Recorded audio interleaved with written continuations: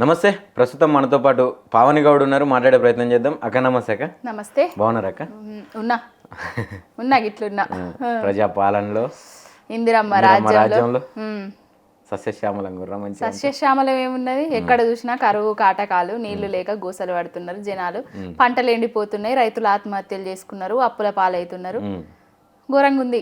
Right అక్క. అంటే ఈ మధ్య కాలంలో కొత్తగా అసెంబ్లీ సాక్షిగా రేవంత్ రెడ్డి కొన్ని సంచలన వ్యాఖ్యలు చేశారు. అంటే ఆయన మీద ఒక కావాలని కొంతమంది ఇట్లా నా మీద ఇలాంటి వ్యాఖ్యలు చేపిస్తున్నారు, ఇది కరెక్ట్ భాష కాదు, ఇది కరెక్ట్ పద్ధతి కాదని చెప్పి చెప్తున్న తరుణంలోనే అదే నేపథ్యంలో మళ్ళీ ఒక భాష వాడడం జరిగింది. అది కొంచెం హాట్ టాపిక్గా మారుతూ ఉన్నది.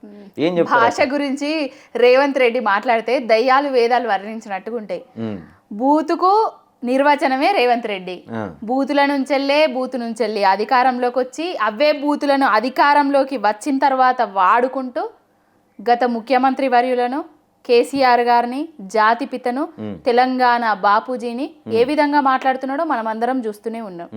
నీవు చెప్పిన నీ విద్యే నీరజాక్ష అన్నట్టుగా ఉన్నది. బూతులల్లా ఉట్టి, బూతులల్లా పెరిగి, బూతులల్లా అధికారంలోకి వచ్చింది నువ్వు. ఆ బూతులో నీ మీదకి వస్తే ఇప్పుడు ఇది కాదు అది కాదు అని అంటే ఎట్లా కరెక్ట్? అంటే ఎంతైనా ఇప్పుడు మన రాష్ట్ర ముఖ్యమంత్రి మరీ అట్లా మాట్లాడడం తప్పు కాదు. ఎవరన్నా ఒప్పుకుంటున్నారా రాష్ట్ర ముఖ్యమంత్రి అని? ముఖ్యమంత్రి లాగా ప్రవర్తిస్తున్నాడా? ముఖ్యమంత్రి లాగా పరిపాలన చేస్తున్నాడా? ఏ వర్గాన్ని సంబరపెట్టిండు? ఏ వర్గానికి సంక్షేమ పథకాలను అందించిండు? ఏ వర్గాలను నిండా ముంచకుంటున్నాడు? అందరినీ ముంచుతున్నాడు కాబట్టి, అందరిని ఎండబెడుతున్నాడు కాబట్టి, అందరికీ కరువు కాటకాలను తీసుకొచ్చిండు కాబట్టి ప్రతి ఒక్కరు బూతులు తిడుతున్నారు. ఆ బూతులు అనేటివి ఆయననే నేర్పిండు. లాగుళ్ళల్లో తొండలు జొర్రగొడతా, గుడ్డలు ఉడదీస్తా, పేగులు తీసి మెడలు వేసుకుంటా, ఉరికిచ్చి దంచుతా, ఆయన నేర్పినాయి కదా. మన ఇంటి ఆడోళ్ళ దాకా పోతుందా? ఆడోళ్ళని తిడుతురు కదా. ఏ సంస్కృతిలో ఊరు మీరు? ఎందుకు దాన్ని మీరెందుకు ఇంకా ఖండించకుండా అక్రమ అరెస్ట్ చేస్తున్నాం అని చెప్పి ప్రభుత్వాన్ని ఖండిస్తున్నారు? మీరు ఏ సంస్కృతిలో ఊరు అని అడుగుతున్నారు. నీ ఇంటి ఆడబిడ్డలకు ఒక లెక్క, వేరే ఇంటి ఆడబిడ్డలకు ఒక లెక్కనా? కేసీఆర్ గారి ఫ్యామిలీలా నువ్వు తిట్టంది ఎవరిని? కేసీఆర్ గారి ఫ్యామిలీలా కవితక్క గారిని ఏ విధంగా నువ్వు అభివర్ణించినావు అందరికీ తెలుసు కదా. ఇప్పుడు మేము తిట్టించకపోయినా కూడా కడుపు రగిలి, కడుపు ఎండి, రైతుల పంటలు ఎండి, కండ్లల్లో నీళ్లు వస్తున్నాయి కాబట్టి రైతులు తిడుతుంటే అవి తట్టుకోలేకపోయి కేటీఆర్ తిట్టిపిస్తున్నాడు అనేసి ఫేక్ ప్రాపగాండా ముందటేసుకున్నాడు. ఇప్పుడు రైతుల గురించి అన్నాం. ఇప్పుడు భూగర్భ జలాలు అడుగంటిపోవడం, లేకుంటే పొలాలు ఎండిపోవడం కానీ, వర్షాలు రాకపోవడం కానీ ఏం చేస్తారు రేవంత్ రెడ్డి? ఇగో రాజు మంచిగా ఉంటే రాజ్యం మంచిగా ఉంటది. రాజు ధర్మాత్ముడైతే రాజ్యం సుభిక్షంగా ఉంటది. రాజు రాక్షసుడైతే ఏ విధంగా కరువు కాటకాలు వస్తాయి అనే దానికి ఇప్పుడు జరుగుతున్న పాలననే రాక్షసుడే. రాక్షస పాలన జరుగుతున్నది కాబట్టి రేవంత్ రెడ్డే కారణం. వర్షాలు పడకపోవడానికి రేవంత్ రెడ్డే కారణం, పంటలు ఎండడానికి రేవంత్ రెడ్డే కారణము, ఎండుతున్న పంటలకు నీళ్ళు ఇయ్యకుండా రైతులను ఏడిపిస్తున్నదే రేవంత్ రెడ్డి. ఇంకొకటి ఏంటిదంటే నీళ్లున్నా కూడా ఎత్తిపోయలేని అసమర్థ ప్రభుత్వం ఏదన్నా ఉన్నదంటే అది కాంగ్రెస్ ప్రభుత్వం, కాంగ్రెస్ పార్టీ, రేవంత్ రెడ్డి పాలన. ప్రాణహిత ఇప్పటికీ కూడా పారుతూనే ఉన్నది. మేడిగడ్డ సాక్షిగా నిన్ననో మొన్ననో నేను వీడియో అప్లోడ్ చేయడం జరిగింది. మేడిగడ్డల ఒక్క పిల్లర్ కుంగితే, కూలితే, వంగితే మొత్తం కొట్టుకపోయింది, వంగింది, కూలింది, కొట్టుకపోయింది, పనికే రాదు అని చెప్పారు. నిన్నటికి నిన్న ఉత్తమ్ కుమార్ రెడ్డి బ్యారేజీలు సేఫ్, అన్నీ జరుగుతున్నాయి, మరమ్మతులు చేస్తాము అనేసి ఉత్తమ్ కుమార్ రెడ్డి చెప్పిండు. ఏది నిజము ఏది అబద్ధము మీ మంత్రులకు, మీ ముఖ్యమంత్రికే పొంతన లేని మాటలు మాట్లాడుతుర్రు. ఏది నమ్మాలి అసలు జనాలు? అధికారంలోకి రాకముందేమో ప్రశ్నిస్తా అంటివి, అధికారంలోకి వచ్చిన తర్వాత ప్రశ్నలను సమాధానాలు లేక, ప్రశ్నలను ఎదుర్కొనే శక్తి లేక జైళ్ళల్లో పెట్టబడుతుంది. నీకు ఎక్కడి న్యాయం, ఎక్కడి ధర్మం ఇది?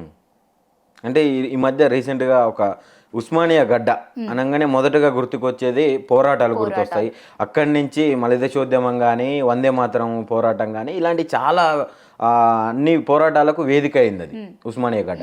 ఇప్పుడు కొత్తగా ఒక సర్క్యులర్ జారీ చేసిండు అక్కడ ఉన్నటువంటి వీసీ. అంటే రేవంత్ రెడ్డి గారి ఆదేశాలను అనుసరిస్తూ ఆయన ఒక సర్క్యులర్ జారీ చేసిండని చెప్పి బాగా ప్రొటెస్ట్లు చేస్తున్నారు విద్యార్థులు.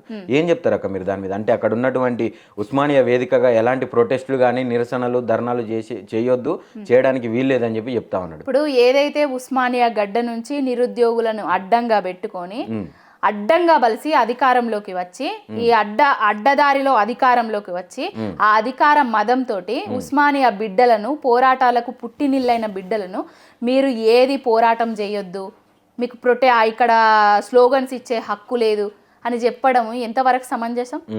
నేను గేట్లు ఎత్తేసిన, భారీ గేట్లు ఎత్తేసిన, కంచెలు తెంపేసిన, మీకు ప్రజాపాలన ఉన్నది, ఎక్కడనైనా ప్రజలు శాంతియుతంగా ధర్నాలు చేసుకోవచ్చు, నిరసనలు వ్యక్తం చేసుకోవచ్చు, ఇక్కడున్నది ఇందిరమ్మ రాజ్యం, మీ రేవంత్ అన్న 3 రంగుల జెండా పట్టి వచ్చిండు అని చెప్పినావు కదా.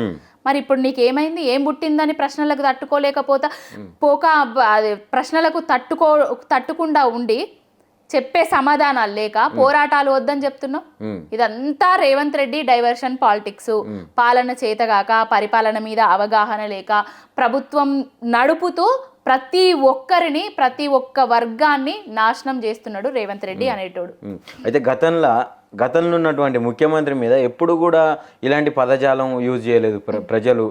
దాంతోపాటు ప్రతిపక్షంలో ఉన్నటువంటి వాళ్ళు కూడా ఎవరు గత ప్రభుత్వంలో ఇంత వ్యతిరేకత రాలేదు, ఒక ముఖ్యమంత్రి స్థాయి వ్యక్తిని ఇంత ఘోరంగా మాట్లాడలేదు. మరి ఇప్పుడు ఎందుకు ఇట్లా గతంలో ఉన్నది ఎవరు? కేసీఆర్ గారు. కేసీఆర్ గారు ఎవరు? తెలంగాణ రాష్ట్ర కళ కోసం, స్వప్నాన్ని సాకారం చేయడానికి కోసం, ఆ రాష్ట్రాన్ని తీసుకురావడానికి కోసం సావు నోట్లో తలబెట్టి సంబంధ వర్గాలను, సకల జనులను ఏకం చేసి ఢిల్లీ మెడలు వంచి తెలంగాణను సాధించిన తెలంగాణను దేశంలోనే నెంబర్ 1గా తీర్చిదిద్దిన నాయకుడు కేసీఆర్ గారు.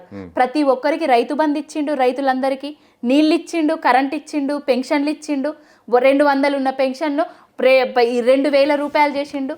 4,000 ఎవరికి వస్తుంది తమ్మి? ఎవరికి వస్తుంది?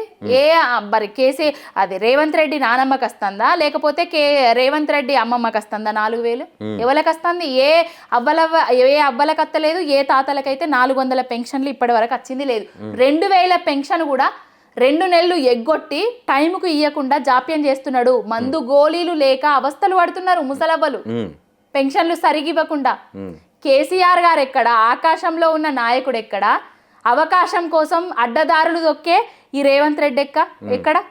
రేవంత్ రెడ్డిని ప్రజలు తిడుతున్నారంటే కడుపు మండి, కన్నీళ్లు ఆగక తెలంగాణ రాష్ట్రాన్ని నాశనం చేస్తున్నాడు కాబట్టి, తెలంగాణ రాష్ట్రాన్ని రావణ కాష్టగా మార్చిండు కాబట్టి తిడుతున్నారు. కేసీఆర్ ఎక్కడ? ఆయన ఎక్కడ? అయితే ఇప్పుడు కేసీఆర్ గారు జాతిపిత అని చెప్పి హరీష్ రావు గారు మాట్లాడిన సందర్భంలో రేవంత్ రెడ్డి మళ్ళా అంటే అంతసేపు ఇది భాష మీరు మార్చుకోవాలి, భాష గురించి, భాష యొక్క ప్రాధాన్యం గురించి బాగా వర్ణించిండు. మళ్ళీ తర్వాత జాతిపిత ఎట్లయితాడు, మీరు ఇంకా గిసోండి మాటలు చెప్తుంటే నేను అనకేం చేయాలి, నేను అనకుండా ఎట్లా ఉండగలుగుతా ప్రజలారా మీరు చెప్పుర్రు అని చెప్పుకుంటా జాతిపితకు మందు వాసన తెలుస్తుందా? ఈయనకు మందు లేకుండా అసలు కింద. ఇప్పుడు మరి కేసీఆర్ గారికి బాటిల్లు కడిగి మందు పోసి తాగి ఇచ్చింది వీడా? నాకు అర్థం అడుగుతున్నా. వీడా అని మాట్లాడుతున్నా. వీడా అనేది కట్ చేసుకోకుర్రి, బీప్ సౌండ్ వేసుకోకుర్రి.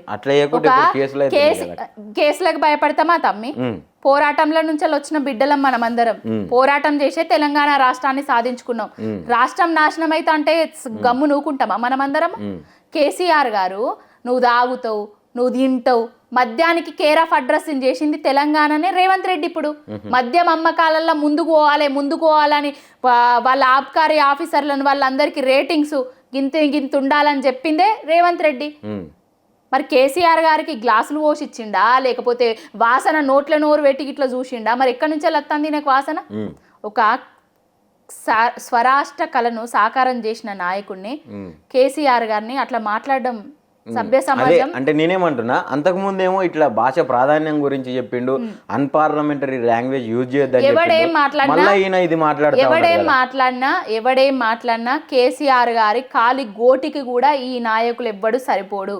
తెలంగాణ రాష్ట్రం తెచ్చింది కేసీఆర్ గారు, తెలంగాణ రాష్ట్రం కోసం పోరాటం చేసింది కేసీఆర్ గారు, సావు నోట్లో తలబెట్టి ఢిల్లీ మెడలు వంచి స్వరాష్ట్ర కళ సాకారం చేసింది కేసీఆర్ గారు. రేపు చరిత్రలో ఎవరు చెప్పినా, ఎవరు రాసినా, ఎవరు చదువుకున్నా కూడా తెలంగాణ రాష్ట్రం తీసుకొచ్చింది ఎవర్రా అని అంటే కేసీఆర్ అని చెప్తారు. రేవంత్ రెడ్డికి రాష్ట్ర ఉద్యమంలో పాల్గొన్న చరిత్ర లేదు. ఒక అసలు ఆయనకు చరిత్రహీనుడు రేవంత్ రెడ్డి అనేటోడు. దేశానికి గాంధీజీ ఎట్లనో, ఆంధ్రాకు పొట్టి శ్రీరాములు ఎట్లనో, తెలంగాణకు కేసీఆర్ గారు గట్ల ఎవ్వడు ఆయన మీద ఏదో చేయాలని చూసినా వాని మీదకే పోతుంది తప్ప ఏం లేదు ఇలా. అయితే ఇప్పుడు మీ బీఆర్ఎస్ బీజేపీ రెండు కలిసి రేవంత్ రెడ్డిని గద్దె దించే ప్లాన్ చేస్తున్నాయి. ఇప్పుడు కొత్తగా ఇప్పుడు విద్యారంగ సమస్యలని లేవనెత్తుతూ విద్యార్థులని పురిగొలిపి రేవంత్ రెడ్డి మీదకి తోలుతురు అని చెప్తారు. ఇగో బ్రదర్, బీఆర్ఎస్ బీజేపీ ఒక్కటా లేకపోతే బీజేపీ రేవంత్ రెడ్డి ఒక్కటా అనేది ప్రజలకి రండి, మీరు ప్రజలే చెప్తారు. ఎవ్వడన్నా బీజేపీ వాళ్ళు రైతులకు రైతు భరోసా వస్తలేదు, 100% రుణం మాఫీ కాలేదు, అవ్వ అక్కలకు అక్క చెల్లెమ్మలకు 2500 పెన్షన్ రాలేదు, స్కూటీలు రాలేదు, తులం బంగారం రాలేదు, 4000 పెన్షన్ను పెంచియలేదు, 500 బోనస్ను బోగస్ చేసిండు, రైతుల ధాన్యాన్ని కొంటలేడు అనేసి ఎవరన్నా అంటున్నారా? రైతులు ఇంత అరిగోస పడుతున్నారు, పంటలు ఎండిపోయి. ఏ బీజేపీ నాయకుడన్నా పోయి పంటలు ఎండిన పంటలకు అడిగి పోయినరా? ఏ నియోజకవర్గంలోనన్నా? మా నియోజకవర్గం మా కరీంనగర్లోనే మానకొండూరులో కానివ్వండి, వేములవాడలో కానివ్వండి, సిరిసిల్లలో కానివ్వండి, ఇటు వస్తే పెద్దపల్లి ఇటు సైడ్ కానివ్వండి, చొప్పదండిలో కానివ్వండి, పంటలు ఎండిపోతున్నాయి. అదే బీజేపీ నాయకుడు మా కేంద్ర మంత్రివర్యులు బండి సంజయ్ ఎక్కడికన్నా వచ్చి రైతులను పరామర్శించింది ఉన్నదా? రేవంత్ రెడ్డి మీద దుమ్మెత్తి పోసింది ఉన్నదా? ఏమన్నంటే కేసీఆర్ కేసీఆర్ కేసీఆర్ గివి నామ జపాలు తప్ప రైతులకు చేసింది ఏమీ లేదు. వాళ్ళు అధికారంలో ఉన్నా అధికారంలోకి లేకపోయినా ప్రజల పక్షాన ప్రతి ఒక్కరి పక్షాన కొట్లాడుతున్నది బీఆర్ఎస్ పార్టీ ఓన్లీ.